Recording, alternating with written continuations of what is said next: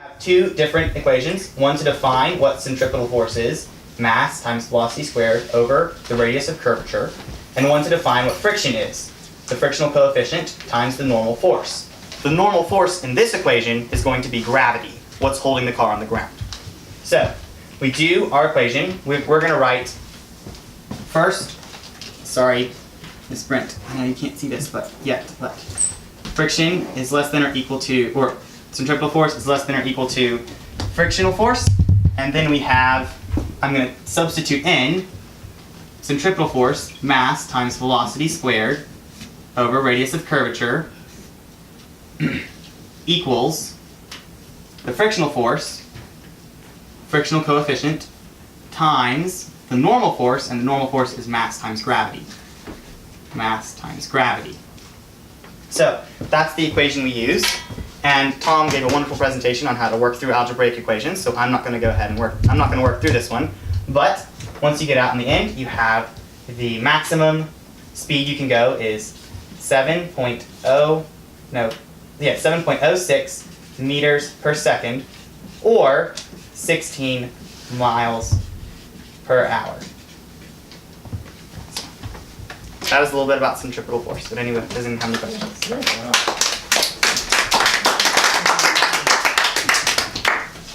Maybe that's what our other teenagers are doing with their phones. They're just trying to. We're trying to calculate the centripetal force. To the equation. Exactly how fast they can take a turn without pushing. I have a question. Yes. What happens if you go faster than 16 miles per hour on the turn? What do you think will happen? I don't know. Okay, so the force that's keeping you on the ground says you can only go 16 miles per hour. And if you go faster than that, you'll tip over and you'll fall down. And the car will probably crash. Well, it'll definitely crash. Yes, Tom?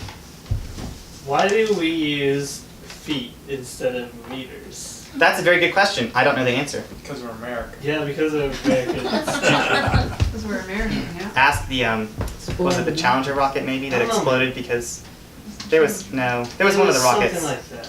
One of the rockets exploded because we used feet instead of meters. Metric system is specific. I don't know. That's a very good question. When I was in high school, there was a movement to go to metric system for everything, and it just never happened. It's just because we were too spoiled with our measurement system, which doesn't mean anything, No, it that doesn't. we didn't go metric. Metric system is much more logical. It's logical, it's based on something. It is. It's about nothing. Any other questions? All right.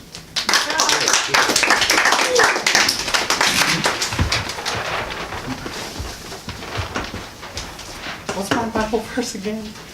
James 1:19. Okay, yeah. James 1:19. My dearly loved brothers, understand this. Everyone must be quick to hear, slow to speak, and slow to anger. For man's anger does not accomplish God's righteousness. Therefore, ridding yourselves of all moral filth and evil excess, humbly receive the implanted word which is able to save you. But be doers of the word and not hearers only, deceiving yourselves. For if anyone is a doer of the word, and is a hearer of the word and not a doer, he is like a man looking in a mirror. For he looks at himself, goes away, and right away forgets what kind of man he was. But the one who stares intently into the perfect law of freedom and perseveres in it is not a forgetful hearer, but a doer who acts. This person will be blessed in what he does. If anyone thinks he is religious without controlling his tongue, but deceiving his heart, his religion is useless.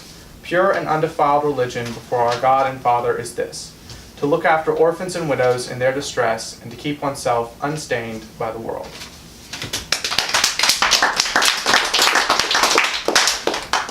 Tell us your name. Oh, I'm Peter. Yes, I'm Peter. Now I'll say the Gettysburg Address. 77 years ago, our fathers brought forth on this continent a new nation, conceived in liberty and dedicated to the proposition that all men are created equal. Now we are engaged in a great civil war, testing whether that nation or any nation so conceived and so dedicated can long endure.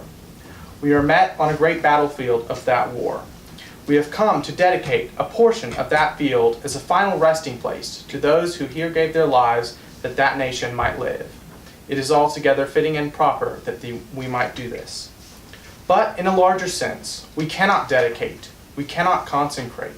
We cannot hallow this ground. The brave men, living and dead, who struggled here, have consecrated it far above our poor power to add or detract. The world will little note nor long remember what we say here, but it can never forget what they did here. It is for us, the living rather, to be dedicated here to the unfinished work that they who fought here have fought so hard to nobly advance. It is rather for us to be dedicated here to the great task remaining before us, that from these honored dead we take increased devotion to that cause for which they gave their last full measure of devotion, that this nation under God shall give birth to new freedom, and that the government of the people, by the people, and for the people shall not perish from the earth.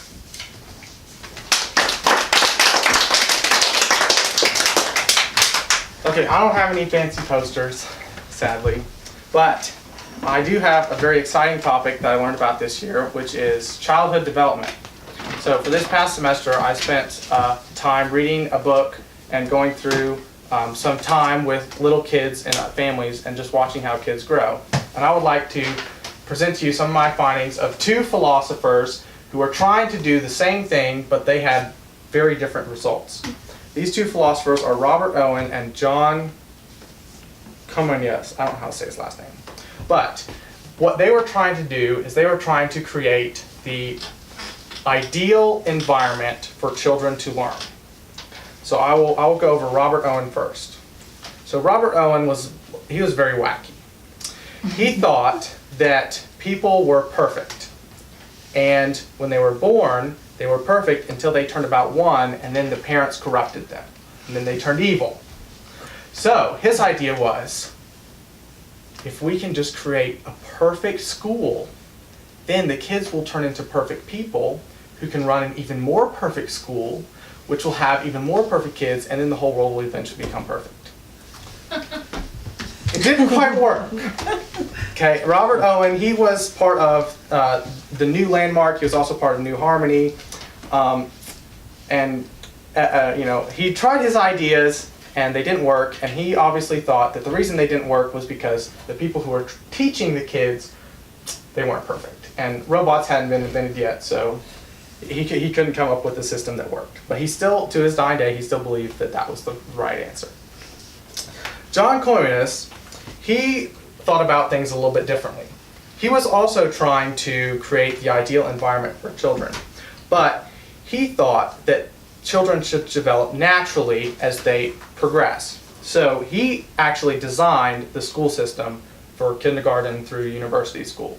So he was the one who came up with the grading system, and he came up with high school and colleges.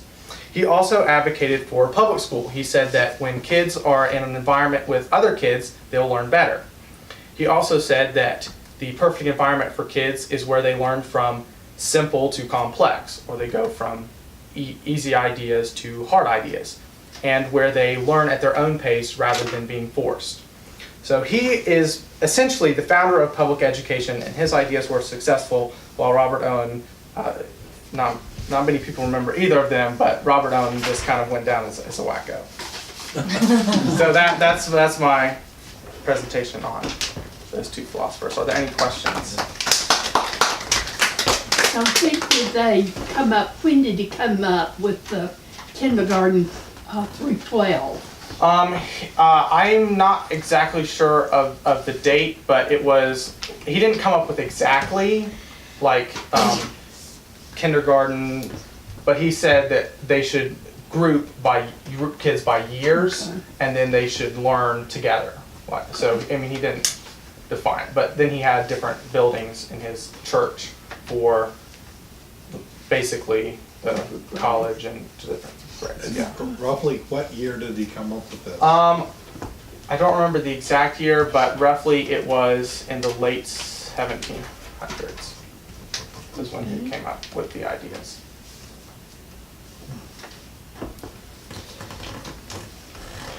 Okay, my next presentation. There's no poster, that's okay. My next presentation is on political parties and the two-party system, two-party politics, which America has. In Europe, they currently have two parties like over Brexit. Well, they have They're a lot like more. 16. But America is essentially a two-party system where we have Republicans and Democrats. And the basic purpose of political parties is to have an easy way to nominate candidates to represent the country.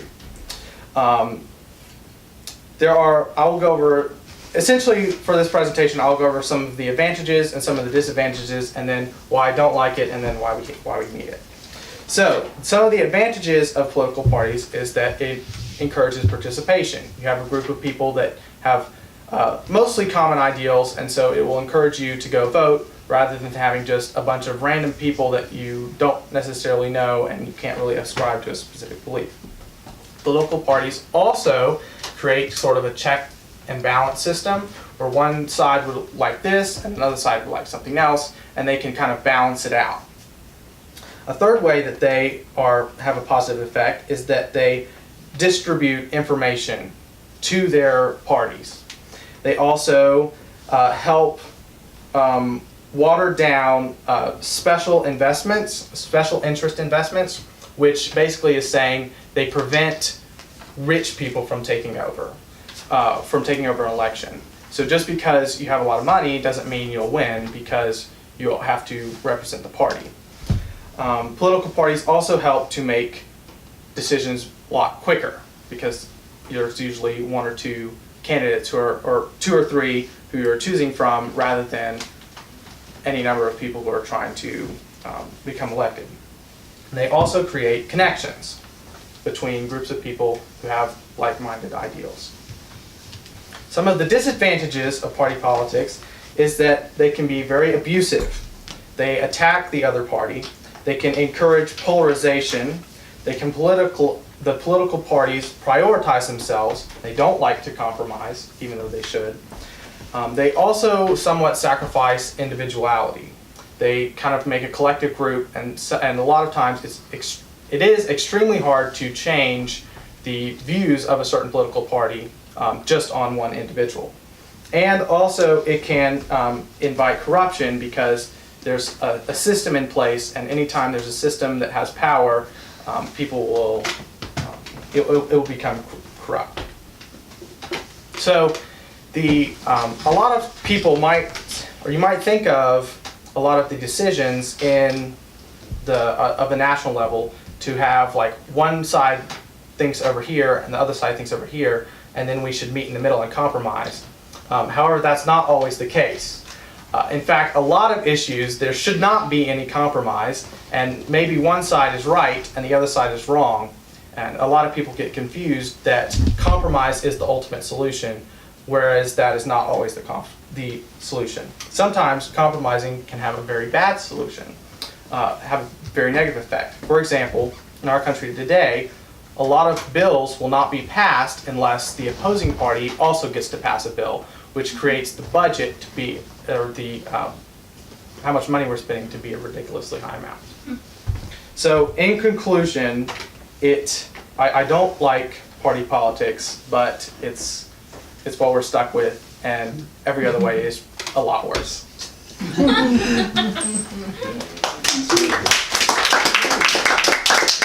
any questions?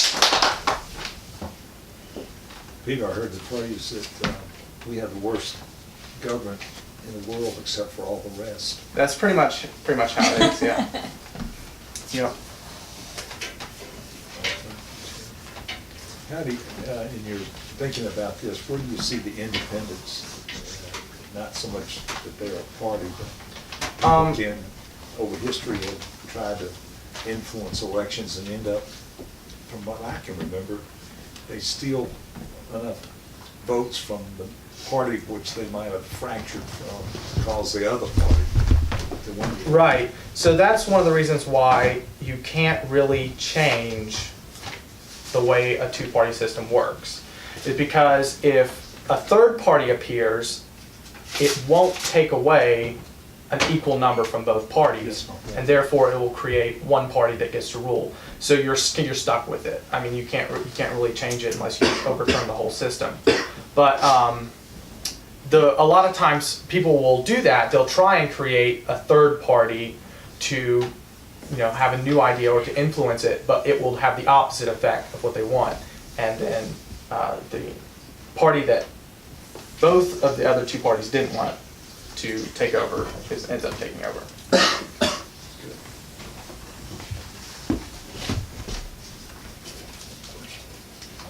All right, I think that is the end of our presentation. I'll turn it over to I have a question. Alan. Oh, yes. Which one of you guys is going into politics? All of us are interested in politics. I'm not. And I don't know, but I think all of us will probably be active to some extent, even if it's just on a local level, which a lot of people forget, but your local politics is what influences you. The national politics almost have no effect on your daily life.